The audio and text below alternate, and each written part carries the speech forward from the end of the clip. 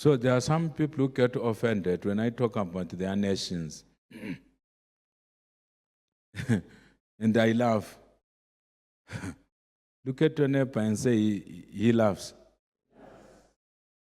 Say, he laughs. So, in the past, I used to be offended, but nowadays, I laugh. Because when people persecute you for a long time, a time arrives when you no longer feel anything. When you actually laugh at the insults, genuinely laughing. So some people were saying on the internet, why is this person always talking about South Africa? He should talk about his country and these people who are troubling us here. I presumed it was a South African. It might have been a Zimbabwean who was misbehaving on our page there. It's possible. It's possible. Well, some of those people who would be persecuting Zimbabweans, do you really know that your father is not a Zimbabwean? Or your mother or your uncle?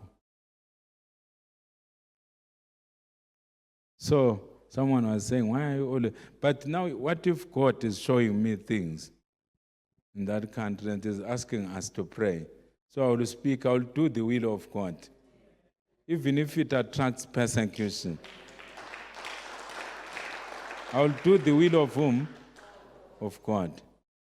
So I've got two messages which are not related to each other. We must pray for the former president, Jacob Zuma, for God to prolong his life. I don't want the message to be long, but we must pray. He is now old, but he still has something to contribute in that country. I don't know how, but that's what the Holy Spirit has told me. So I don't know, I'm not a lawyer. I'm not a judicial person. So I don't know how they can do it in their systems there. I don't think harassing that old man using the legal system will heal that nation. And according to the mind of God, taking him back to prison is not the will of God. I know there are some people who are burning the midnight oil for him to return to prison. It will not heal that country. It will worsen the fissures and the cracks in that country. We gave a similar warning in the past. They ignored it. Did you see what happened to South Africa? After they ignored what we showed them, we are showing them again, because there are some people who are hell-bent on returning him to prison.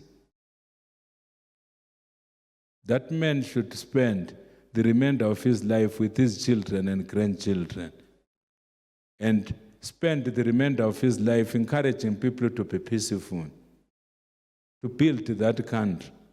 If problems arise when he is in prison, or worse still, if he dies in prison, who will heal that country?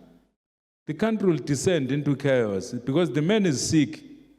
That you see him on YouTube dancing, it doesn't mean that he is not sick. Do you want him to be always in a blanket like he's sick, he's really sick? They take videos of him in a blanket. I don't know him personally. I don't even know the relatives of President Jacob Zuma, the former President Jacob Zuma. But the Holy Spirit sent me to give a warning to whoever is controlling the legal system there. Because the legal system it's a human system after all. You know, when you are implementing this legal system thing, you have to look at the greater good. Let us assume there is a rat inside your house, a rat, a good one. Can you pay an entire mansion in order to kill a rat? You'd rather live with a rat and then you try to look for something to contain the rat. I'm not saying President Jacob Zuma is a rat. It's just a figure of speech to say, if you have got two potential problems, destroying a nation and exercising mercy over some of the things which might have been done wrongly in the past, in order to build and to preserve a nation, it's better to preserve a nation. Because if they torment that man, worse still if they return him to prison, and something happens when he's in prison, even if they release him, that country will descend into chaos. Worse chaos than what you saw, is it in July? Is it July last year? You will see worse chaos than the chaos that you saw. If you think you saw chaos, you'll see worse chaos. They should just, the mind of God is that they leave that old man alone. I wanted to suppress the message. I wanted to speak diplomatically. But the more I speak, the more I feel that we have to tell them the way it is, according to how we have seen it in a vision. We don't want tribes there in South Africa, ethnic groups, permanently divided because of a stupid decision of tormenting someone who is almost at the sunset of his life. Do you know how many years are remaining in his life? Why would you torment a person at the sunset of his life or at the sunset of her life? Why not allow the person to just rest? You who is throwing a stone at him, don't you have a sin of your own? So I'm not a politician, like I said. I'm not an expert in the South African legal system or even the legal system of anywhere. I speak as an intercessor, the things that I see in a vision. I saw trouble if they mess up with that old man. The mind of God is that they should just leave the old man to spend the sunset of his life with his children, grandchildren, and to spend the sunset of his life watching his cattle and his other things.